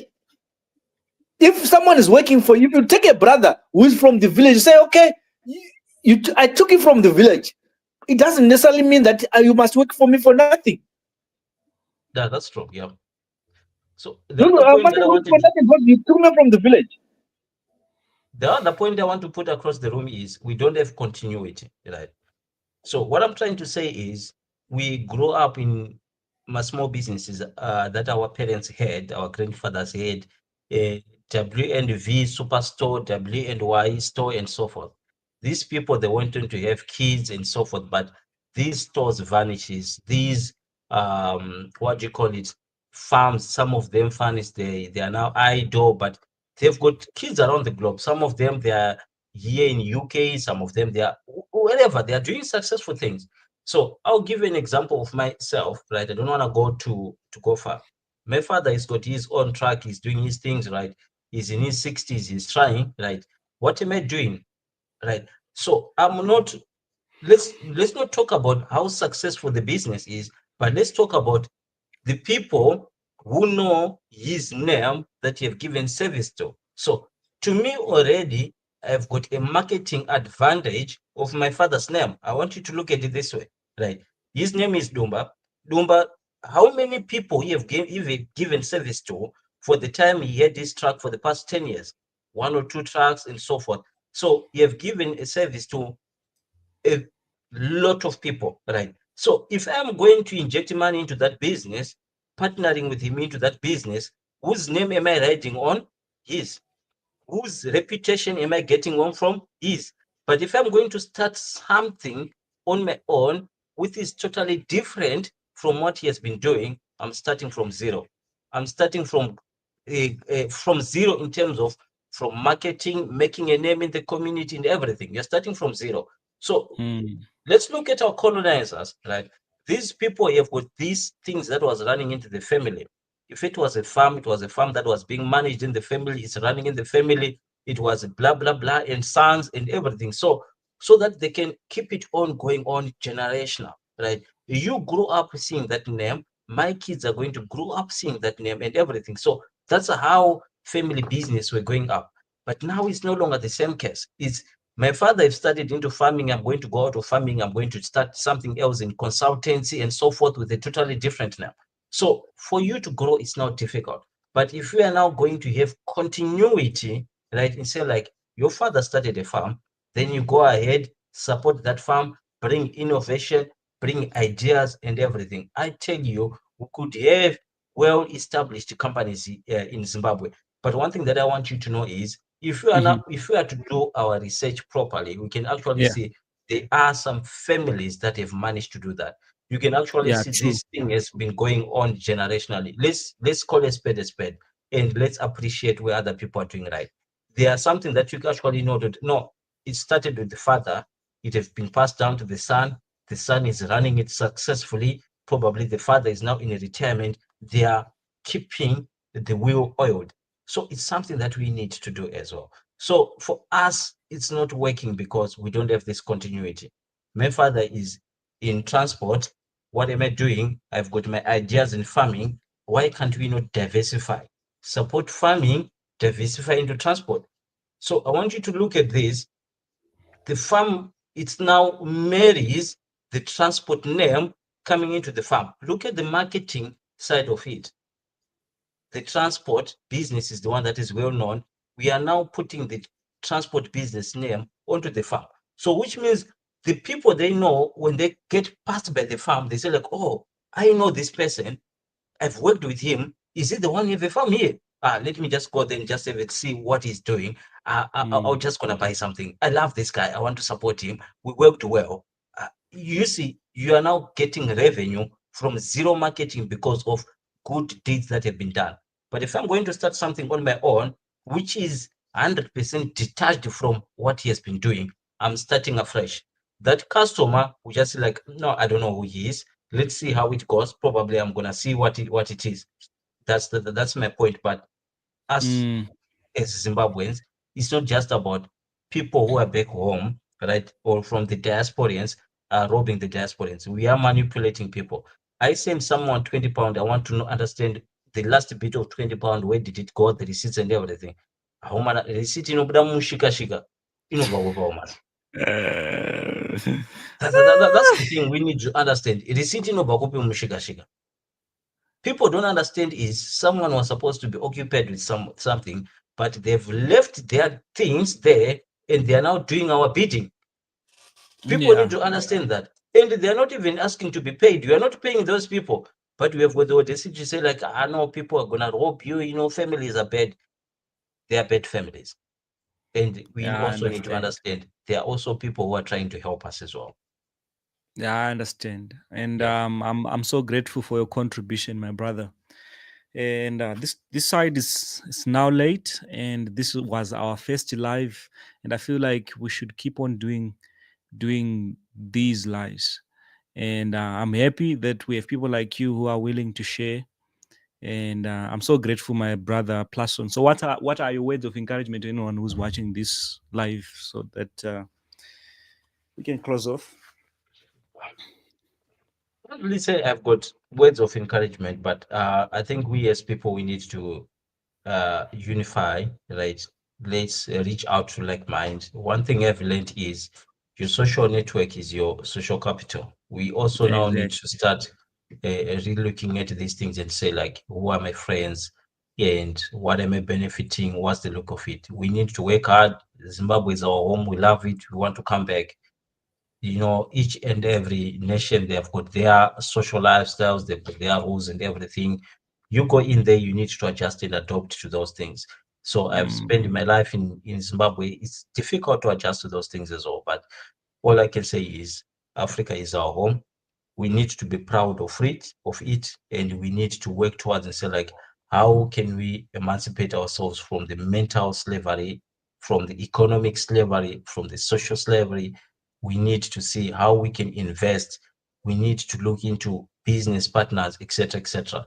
So that's my contribution, and I just want to see the Zimbabwean flag going up and up. You know, it's one thing that, you know, when you're walking down the streets, you're speaking to people. I'm meeting a lot of my Zimbabwean fellas that have been here 20 years, that are in powerful offices. We are meeting and you know, there's just these things that gives me joy when you see you've got people who have got a Shona surname and you feel like I just want to greet someone. And when you see someone who've got a Ndebele surname, you feel like, no, this person must be from Zimbabwe. This must be a Ndebele or a Zulu surname.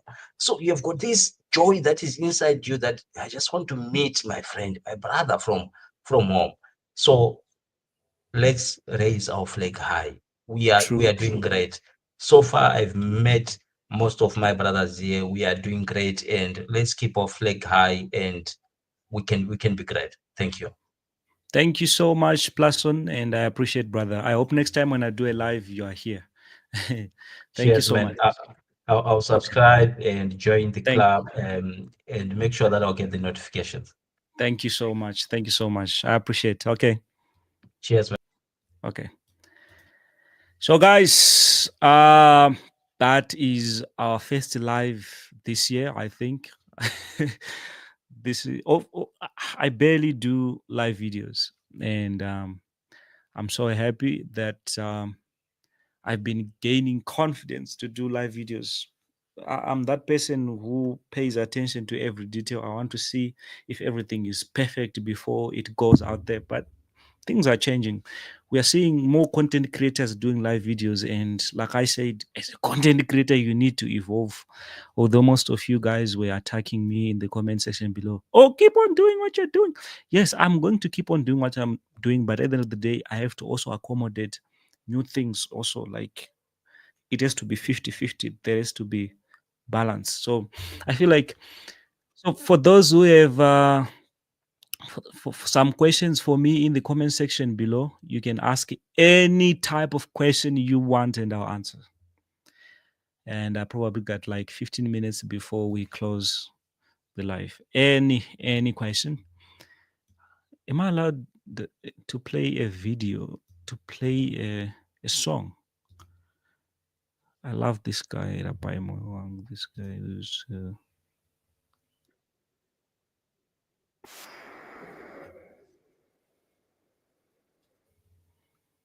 probably going to get a copyright for this if I play like any song here.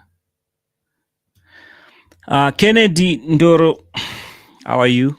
Period, I really admire how your content is evolving. There will always be critiques and moments of doubt, but don't let that stop you. Stay focused and keep pushing and continue growing. Thank you so much, Mkoma Kennedy.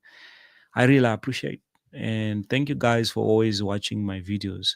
And one of the things that I would ask you guys is, please, if possible, whenever I upload a video, you like, you comment. It really helps to encourage the YouTube algorithm to push the video out there. But I'm one of those content creators who've got like a great video and people are saying, oh, it's a great video, but they barely like the video.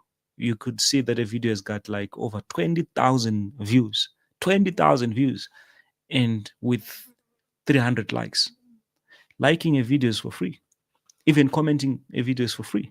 People always want to comment on a video when they've got negative things to say, you know? But that's wrong. Like liking a video, imagine we have got like a video with 20,000 views and got like 300 likes. It doesn't make any sense. Tebza De Rock, how are you? What advice would you give to a young agricultural economist from South Africa interested in farming? I mean, it seems like you know more than me when it comes to agriculture, but all I can say is farming pays. Farming pays. There's a reason why diasporians, when they're investing back in Africa, one of the things that they invest in is farming. It pays. It gives you peace of mind. You see your money. You see where your money is going. So farming is everything. I mean, that's what we know best as Africans. That is, I always wanted to ask, like, why is it that diasporians, when they're investing back in Africa, it's always farming, farming, farming? Don't we have other things to invest in? You see? Why were only men contributing without any input from women? Good question, but I don't know. Good question, Alice, but I don't know. But I've ever noticed also that most of my videos and most of the people that I've interviewed on this YouTube channel, they are mostly women. You barely see men coming out and saying, hey, I've got a business here, I want people to gain exposure. Women. Most of, if you do go through my videos and see, women, they share a lot more than men. But I'm happy that on this episode, men did up their game and they shared, and I learned a lot, and I'm sure that you guys also learned a lot. Pretty Maimunetsi watching from UK. Well done, Kelvin, supporting you all the way. Thank you so much. Yeah. Thank you so much, guys, for supporting me all the time.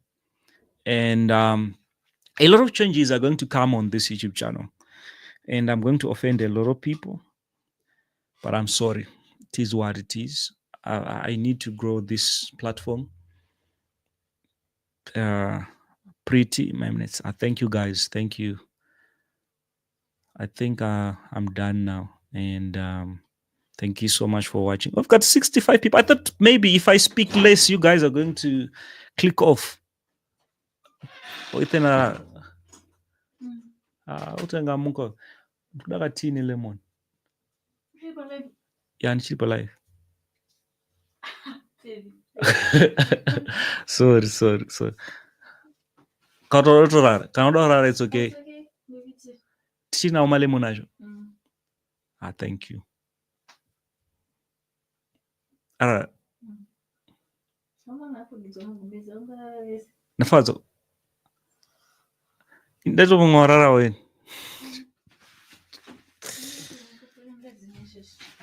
But I'm still live though. I'm pretty sure that most of the people would be interested in my personal life, but it is what it is. I got people watching. You know, me talking to you, me talking to Ethan, and that kind of stuff. But yeah,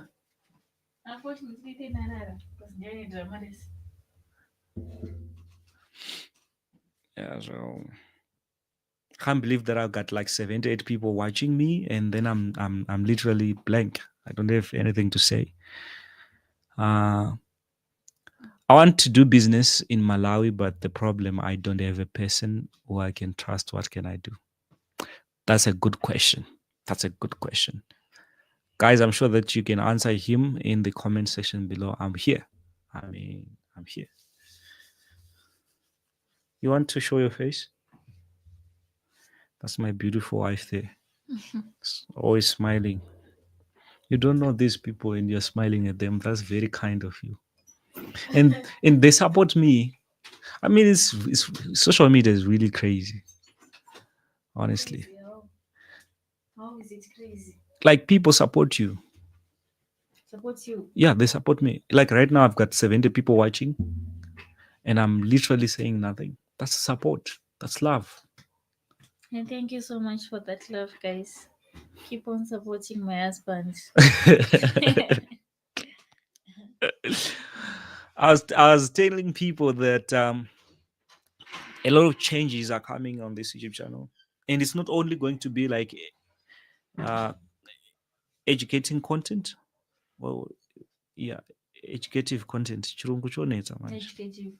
Educative content. It's going to be like any type of content. I really need to tell them that you really need to make some money. When it comes to no, it's not about making money only, but it's about growing your brand, not only accommodating a certain type of niche, but growing bigger. Okay. You see? Okay. Yeah. It's a lot.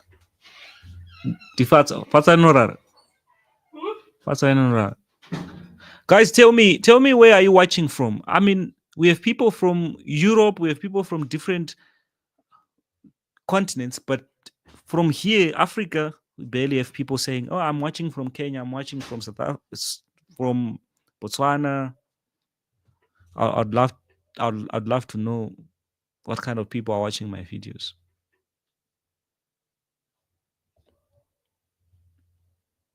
I wanted to play a song, but I'm afraid start a company. Or the advice that this guy, because someone said, I want to do business in Malawi, but the problem, I don't have a person to trust. But someone said, start a company, employ a manager and a team. What kind of business do you want to start in the first place?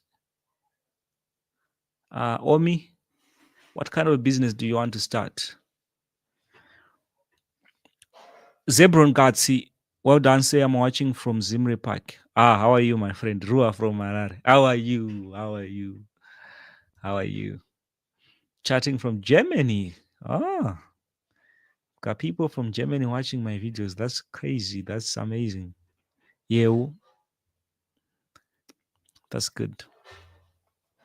I pray that I keep on doing these lives and probably you guys get to see a lot of things that happen behind the scenes, you know, because a lot happens behind the scenes. Even for me, when I'm trying to find people to do videos with, for example, right now, watching from Debbie. Where's Debbie? Echoes of the same story. Where's that? Nkosi Kumalo. How are you? So I was saying, like, without things happening in Zimbabwe and where things are going, it's now starting to be hard to find people to interview because no one is actually having the audacity to come on social media and say, hey, I've got a business here that is going well and I'm making money. That's crazy. Like, nobody wants to come now on social media and say, hey, I'm making money or I'm making $500 per day. Besides them actually revealing that I'm making money, but them actually saying, these are the principles that I'm using and this is my business. Yes, it's lucrative, but there are challenges from here and there. People are now, I don't know. Maybe I'm missing something. Ronald Manyanga, watching from Limpopo, South Africa. How are you? How are you, my good people? I appreciate you guys so much for the amazing support that you've given me. I've been doing YouTube for years now. And the dream is to reach 1 million subscribers. And that is why I'm always going to talk about evolving, because I'm trying to find that thing that I'm trying to find. And that thing, if I'm to be honest, I haven't found it yet. Because I've made over 100 videos and we barely have a video that is 1 million views. A lot of people benefit from the content and I appreciate that.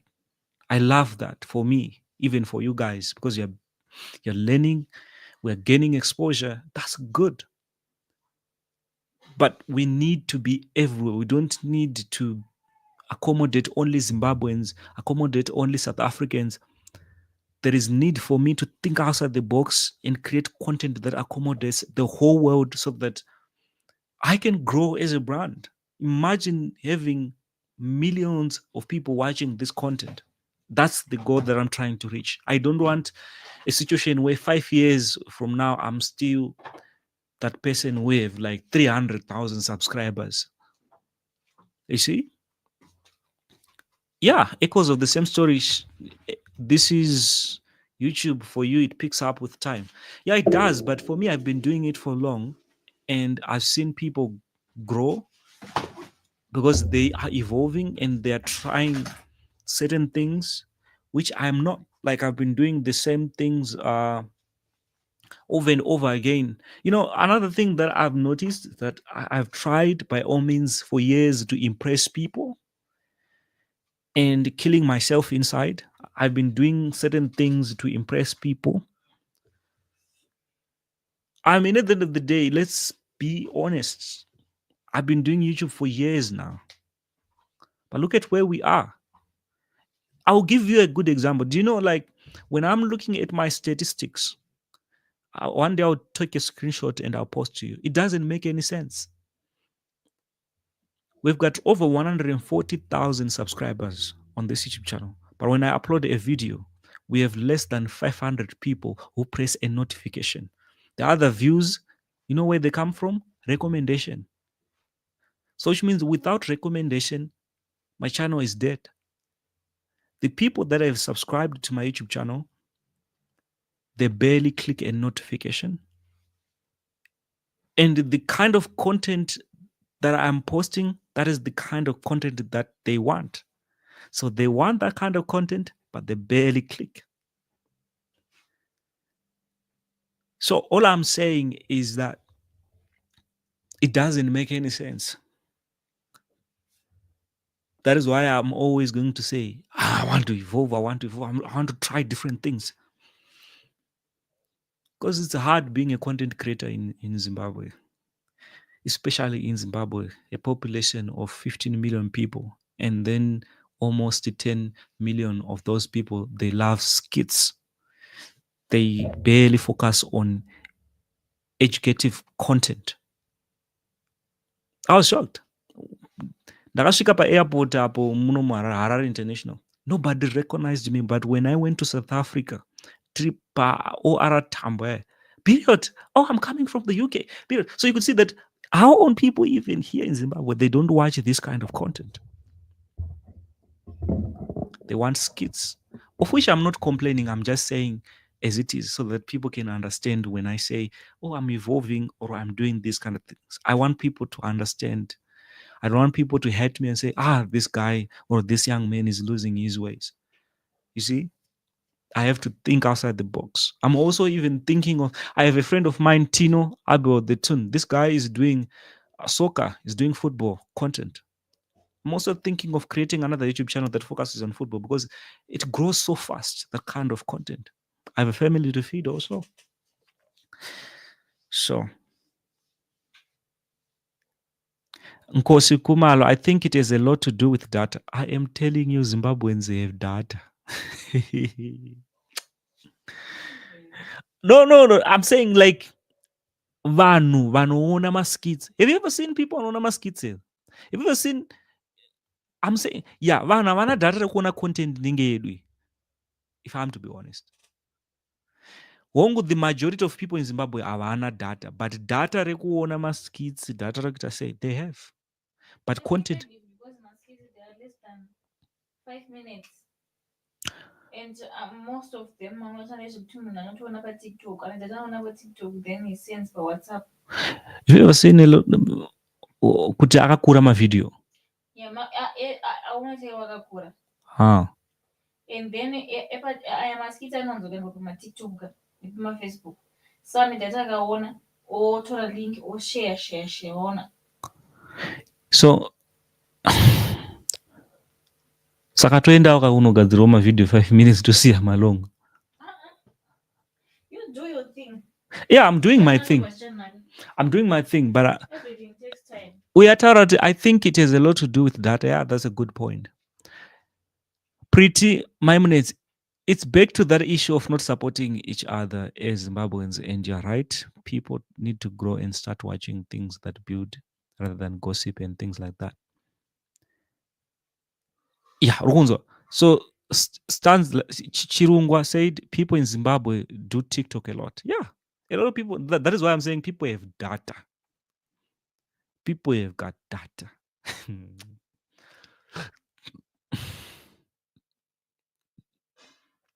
And a lot of people are not on YouTube too.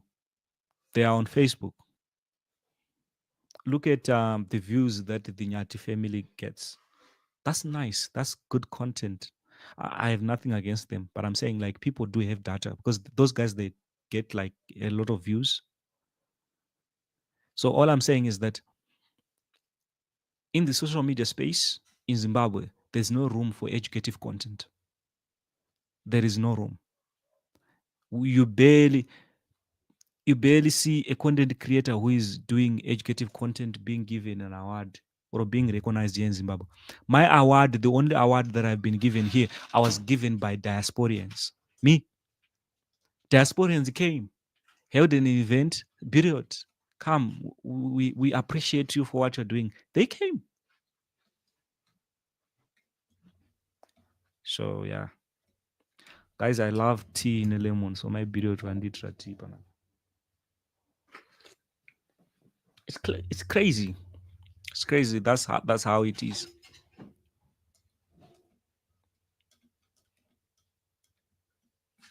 Okay. Echoes of the same story. Your content provokes pockets, bruh. True. Those houses are expensive and can be maybe dreamed by people in the diaspora. Okay. Good point. Good point. That is why I was saying like now it's 50-50. Now I have to create content that accommodates everyone. Because those are the points that I should take into consideration also. Everyone. You guys mofuna kumwa tea nelemon yakatopenga manje. So it is what it is. I love you guys, and crazy things are coming on this YouTube channel. I'm going to be everywhere, but no matter what, I know that you're going to support me, and those who hate me keep on hating me. It doesn't change anything. Hello my brother, thanks ne content yenyu ikubatsira zvakanyanya. Mazimu anoda zina basa. Yeah, anoda zina basa. I was in Victoria Falls recently with my wife. Ndopa ndakatoona ma notifications akawanda. They were over, like, let me check. I can show you guys what I'm talking about. I wish I could share my screen, but I can't. I can't share my screen, but I want to show you something. I went to Victoria Falls recently with my wife. And do you have your phone, babe? They to show one per screen up. I wanted to show them something. My analytics, because people they just think kuti content chete, but panenge pane ma analytics apa. Inotokuudza kuti vanhu vangani vaklika vane makore mangani futi. Did you know guys kuti inotondiudza? It tells me. Rachel, how are you? Thank you, Kelvin. I'm watching from South Africa. Hey, I recently saw that video when you went to Goromonzi at your wife's homestead. Oh, can we still land there, like content like yours? We want to come back home. Oh, so you want like rural content? Okay. Pretty Van Wyk Diaspora of Africa, and due to exposure now, like content like yours. Yeah, I'm happy that is happening. I'm happy. So the video that I went to Victoria Falls, the analytics are like this. The video got like 14,000 views, and it generated $40. And then subscribers that I gained from that video, 44 subscribers. And then when it comes to audience now, I want you to see something. Majority of the people who were watching the video watched it from mobile phones, and then 30% watched it from TV. And then the people who watched mostly were female, 54%. And then the age range, 25 to 34 years, that's like the bigger number. But I want to show you like engagement, reach. So I wish I can show you my screen so that next time when you see me going crazy and saying I'm gonna do this, I want people to see. Now I'm sharing my analytics with you guys. You see, I want to show you something exactly. I can't see properly. If my wife's phone is not Zima, I was going to show you Guti. I think those will take a video and those who got the right, but it is what it is. So I appreciate you guys. You're looking for what? I'm almost done. I'll give you mine. So guys, that's it, and thank you so much for watching this far. I'm going to be drinking my tea now. My lemon tea. So nice. Thank you. Peace. Huh? Maybe kubora wangandiri pamwe.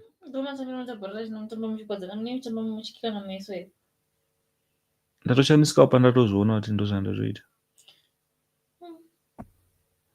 Asa wakafunda pamwe ndaenda sa.